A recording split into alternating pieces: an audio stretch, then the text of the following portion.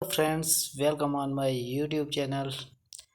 तो अभी कोर्ट में काफ़ी ज़्यादा हलचल चल रही है। पहले तो 29 तारीख को जो इन्होंने फैसला देना था, इन्होंने सीधा इनकार कर दिया कि आपका ये मुद्दा ही नहीं है, स्टूडेंट आए हुए नहीं है, तो इस पे तो बात करने का कोई फ़ायदा ही नहीं बनता। तो इन्होंने उस केस को सीधा ही खारिज कर लिया। उसके बाद फिर कल रात को 1 बजे ट्वीट आता है कि सुप्रीम कोर्ट में फिर से पिटीशन डाली हुई है कि हाँ, इस चीज़ पे सुनवाई होनी चाहिए। उस पे कुछ पॉइंट्स पे बात की हुई है कि इन पॉइंट पे फोकस होना चाहिए। तो चलो, मैं आपको उन पॉइंट्स, क्या क्या पॉइंट्स दिए हुए हैं, उस पे बात करते हैं। ये देखो, ये हैं वो पॉइंट्स, 6 पॉइंट्स हैं जिन पे कोर्ट को सुनवाई करनी है। अगर ऐसा होगा तो फिर ये करना है। देखो, जैसे फर्स्ट पॉइंट है स्टे ऑन री एग्जामिनेशन।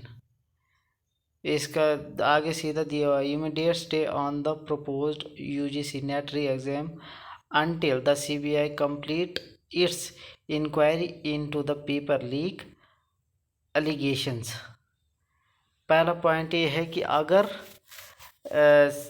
जब तक सीबीआई इस चीज़ को कंप्लीट नहीं कर जाती है कि अगर पेपर लीक हुआ है या नहीं हुआ है, तब तक ये जो एग्ज़ाम है यूजीसी नेट का, ये स्टे होना चाहिए। दूसरा पॉइंट है एक्सपेक्टेड सीबीआई इंक्वायरी। इसमें इन्होंने बोला है fast track court monetise CBI investigation into UGC NET June 2024 paper leak allegations within the stupid time frame.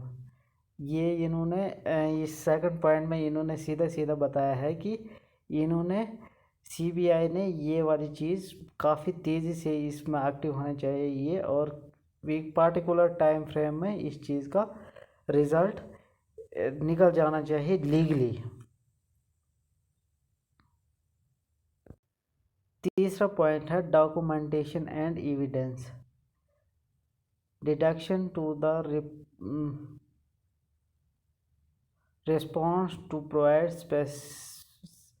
specifies on the line paper leak। ये जो पेपर लीक की जो बात चली है, ये एविडेंस बेस होनी चाहिए, इस पे अच्छे से रिपोर्ट होनी चाहिए और जिस पे एलिगेशंस लगाए हुए हैं उनके सही से फिर इन्वेस्टिगेशन भी होनी चाहिए। No re examination if no leak. इस पे इन्होंने सीधा बात की है कि अगर पेपर लीक नहीं हुआ है तो एग्ज़ाम नहीं होना चाहिए। सीधी बात है। जब अगर पेपर लीक ही नहीं होना चाहिए हुआ है तो फिर सीधा रिज़ल्ट होना चाहिए, ना कि री एग्ज़ाम होना चाहिए। Targeted re exam if leak confirmed.